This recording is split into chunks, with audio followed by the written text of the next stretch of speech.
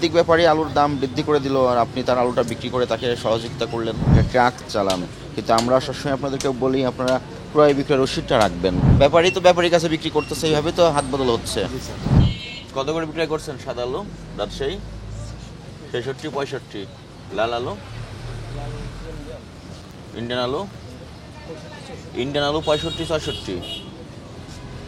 আপনার কাছে কয় ক্যাটাগরির আলু আছে এখানে? হ্যাঁ,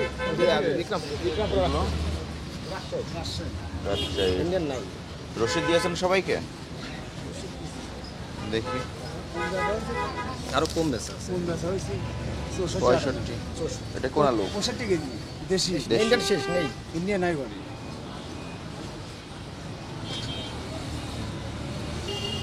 এটা আপনার রাজশাহী 66 63 করে বিক্রয় করলেন। 65 এটা নেট নেট বলতে? দেশি। এই প্লাস্টিক বস্তা। নেট বলতে দেশি। রাজশাহী তো দেশি। রাজশাহী কি দেশের বাইরে? এটা বিক্রমপুরে দেশি। নেট বলতে বিক্রমপুর। কোন ব্যাপারে আলু বিক্রি করেছেন এগুলো? হচ্ছে মানলাম না স্যার, আলাদা আপনার ইন্ডিয়ান আলু নাই? ইন্ডিয়ান নাই। মান্নান ব্যাপারীর আলু। মান্নান ব্যাপারীর ক্রয় রসিদ দেখাবেন। Double million offer Walton fridge কিনে পেতে পারেন 20 লক্ষ টাকা, রয়েছে কোটি কোটি টাকার নিশ্চিত উপহার। মান্নান ব্যাপারীর আলু কবে এসেছে আপনার এখানে? কালকে রাত্রে। কি পরিমাণ এসেছে? 25 বস্তা। ওনার এই 25 বস্তা আলু বিক্রয় করছেন 66 টাকা করে, 64 টাকা করে। উনি কিনেছেন কত করে? ডকুমেন্টস রাখেন নাই? আপনাদেরকে তো এগুলো বলে দেওয়া হয়েছিল। ওখান থেকে লিখে দিছি যে এইটা মান্নান ব্যাপারী ডকুমেন্টস দেখাতে হবে। নাই, শুধু অপরাধ। স্টক রেজিস্টার বের করেন। 65-66 কবে থেকে চলতেছে? 3 দিন ধরে এই রেট চলতেছে। তো আপনাদেরকে তো বলা হয়েছিল না ডকুমেন্ট রাখবেন, যে ব্যাপারে আলু সে ব্যাপারে ডকুমেন্ট রাখবেন। এটা রাজশাহী। রাজশাহী।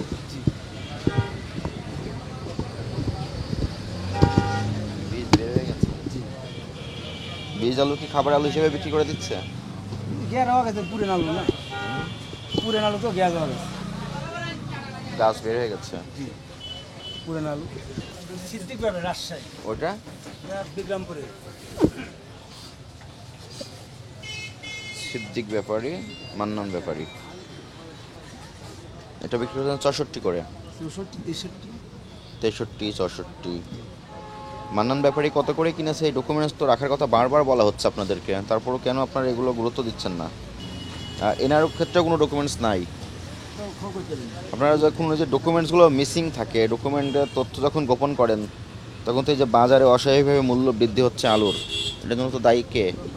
আমি ব্যাপারী, সিদ্দিক ব্যাপারী, সাদা 130 কেজি,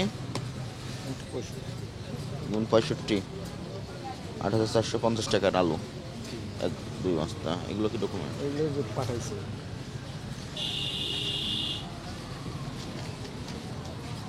সিদ্দিক তো কোনো ব্যাপারই না, উনি তো আড়তদার, কমিশন এজেন্ট, ব্যবসায়ী। সিদ্দিক এন্টারপ্রাইজ।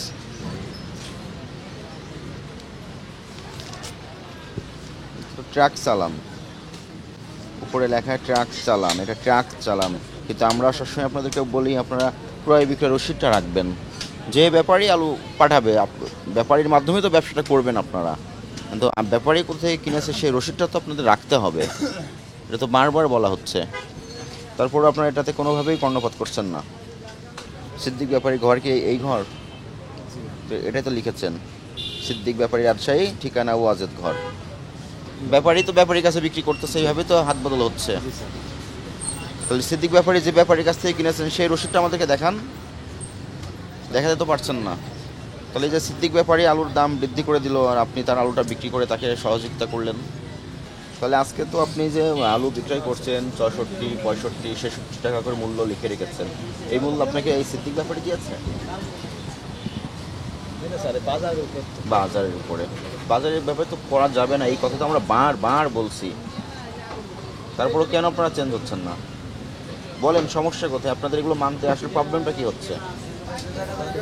ব্যাপারীদের পাঠায় এই দামে কিনতেছি, এই দামে লস এই আপনি ৬৬ টাকা বলে ওরা বলছে ৬৬ ওরাই কিনে হিসাব করতে গেলে ৮০ টাকা ৭০ টাকা পড়ে আমরা তারপর লস। এটা তো আপনার মৌখিক কনভারসেশন, কিন্তু আমরা তো সবসময় বলি ডকুমেন্টাইজ করতে হবে ব্যবসাটা। একজন ব্যাপারীর কাছে বিক্রয় করতেছে, উনি আর একজন ব্যাপারীর কাছে বিক্রয় করতেছে, এমন ৫ থেকে ৬টা ব্যাপারী ঘুরে আপনার কাছে আলুটা আসলো। ব্যাপারী আপনাকে বলে দিল মূল্য, আপনি বিক্রি করা শুরু করলেন, অথবা আপনি বললেন যে আপনার পাশের একজন ব্যবসায়ীকে দেখেছেন, উনিও তো একই ফর্মুলায় ব্যবসা করতেছে। তো আপনাদের তো বলতে হবে সমস্যাটা কোথায় হচ্ছে, নির্দেশনাগুলো মানতে। আপনাকে ২০,০০০ টাকা আর্থিক জরিমানা করা হলো ডকুমেন্টস না থাকাই, ৪৫ ধরাই দিবেন। জাতীয় ভোক্তা অধিকার সংরক্ষণ অধিদপ্তরের শ্রদ্ধেয় মহবুব শ্লোক মহোদয়ের নির্দেশনায় আলু সহ নিত্য প্রয়োজনীয় পণ্যের উপর অভিযান চলছে। তার অংশ হিসেবে আজকে আমরা এসেছি ঢাকা মহানগরের সাদেক খান মোহাম্মদপুর কৃষি মার্কেট আলুর আড়তে। এখানে আমরা অভিযানে এসে কয়েকটি আড়তদার প্রতিষ্ঠান দেখেছি। উনি একটা ফোন কলের মাধ্যমে আলুর মূল্য অস্বাভাবিকভাবে বৃদ্ধি করে ৬৮ টাকা নির্ধারণ করে দিয়েছেন এবং সেটা উনি বিক্রি করতেছেন, যেটা আমরা তদন্ত করে দেখলাম এটা অযৌক্তিক, অযাচিত এবং কাল্পনিক একটা মূল্য নির্ধারণ করে দিয়েছেন। এই প্রেক্ষিতে এই প্রতিষ্ঠানকে আমরা ৫০,০০০ টাকা আর্থিক জরিমানা করেছি। পাশাপাশি অন্য একটি প্রতিষ্ঠান যে সমস্ত ব্যাপারীর আলু ওনারা বিক্রয় করে দেন, সেখানে আমরা বারবার নির্দেশনা দিয়ে গেছি এই বাজারে এসে ক্রয় বিক্রয় সংক্রান্ত পাকা রসিদ অবশ্যই সংরক্ষণ করতে হবে। প্রত্যেকটি ব্যাপারীর ক্ষেত্রে তাদের ট্রেড লাইসেন্স এই আড়তে সংরক্ষিত থাকতে হবে, কিন্তু সেই তথ্যগুলো আজকে দেখাতে তারা ব্যর্থ হয়েছেন। এই প্রেক্ষিতে আরেকটি আড়তদারকে আমরা ২০,০০০ টাকা আর্থিক জরিমানা করেছি।